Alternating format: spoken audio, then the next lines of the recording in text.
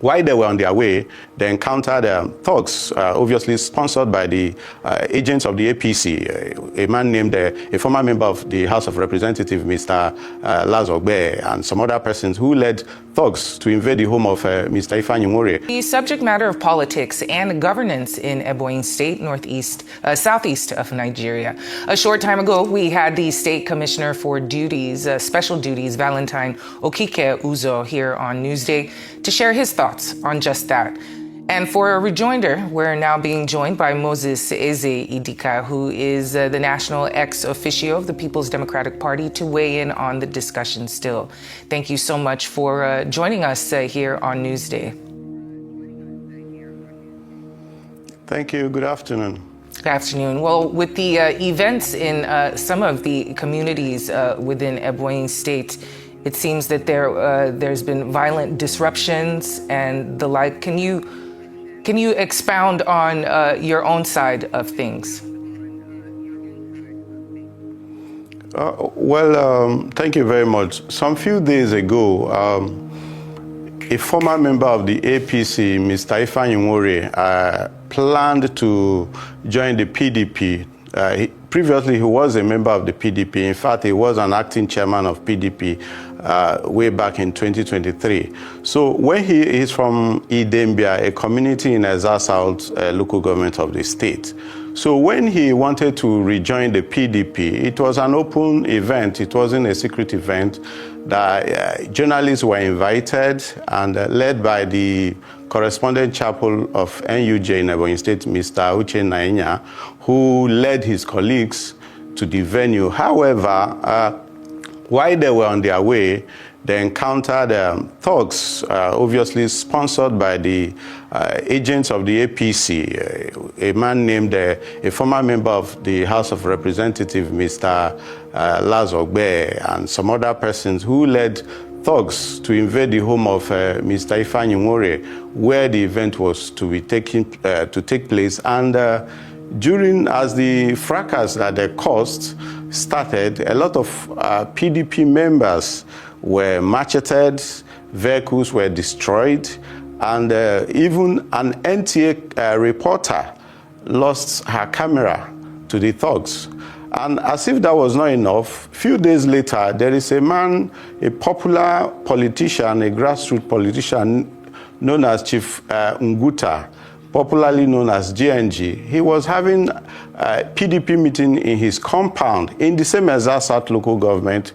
The same set of thugs swooped in on him and members of the PDP and smashed everything they found in that compound, vehicles, motorbikes, and injured about 8 persons were hospitalized. It's not hidden something, it's something that been reported widely, including on Arise TV and several other national TV stations. So the government of Ebonyi State is jittery and is doing everything it can to violently suppress the opposition in the state. Albeit people watching the television and also paying attention to what's going in Ebonyi State are jittery as well due to this violence. But party stakeholders have called on the Ebonyi State Police Command to guarantee the security of opposition members. But what specific security steps are the PDP leadership taking to ensure that their own members and their supporters are safe as these political activities ramp up? Well, the Ebonyi State PDP leaders who have urged our members in the state to remain calm. However, we understand, like in every other society, nobody has monopoly of anything, including violence. However, we in the PDP, we do not want violence. What we have always advocated for is that the security agencies should do their jobs dispassionately, without favoring any part. Let there be a level playing field, so that Nigerians, especially those resident in Ebonyi State, can exercise their constitutional obligation of taking part in the political system. The government of Ebonyi State of today, led by Honorable Nwifuru, they have issues in that the government in the last 3 years has failed woefully to deliver on any sector of the Ebonyi State economy. And with the challenge of the PDP as led by Chief Ifeanyi, the government is jittery. So when you say making our own maybe private security arrangement, of course, we have to be diligent, we have to also be careful, but we can't take laws into our hands. So we'll continue to call on security agencies to just do their job, irrespective of who is involved. Fair enough.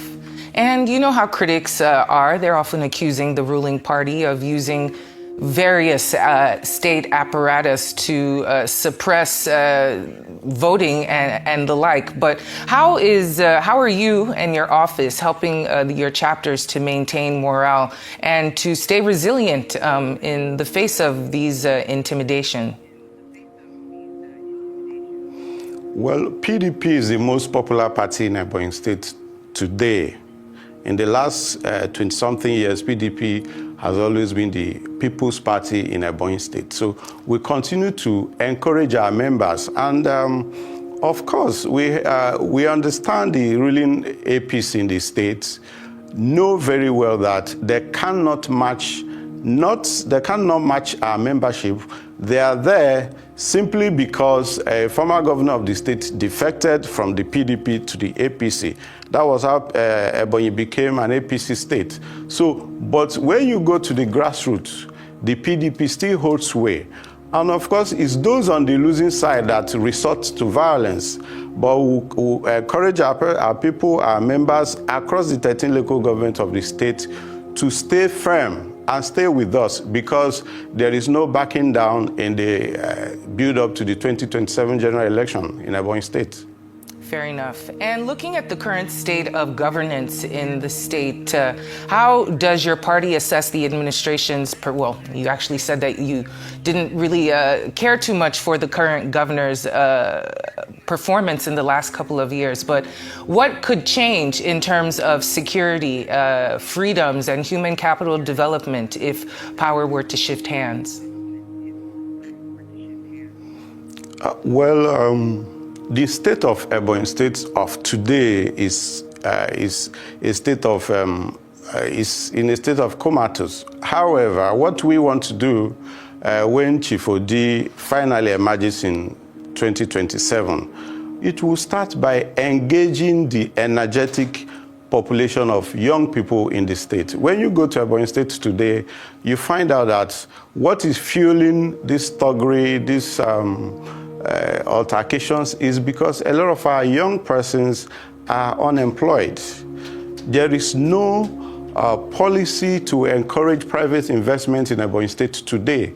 So you cannot say that either you're a secondary school leaver or you're a graduate of a tertiary institution. There's simply no opportunity for you to express your creative energies. So they all resort to political thuggery and following politicians around. So what is going to change in Ebonyi State from May 29, 2027 is that young people are going to become stakeholders in the making of the economy of Ebonyi State, because everybody is going to find a way to express their creativity in creative industry.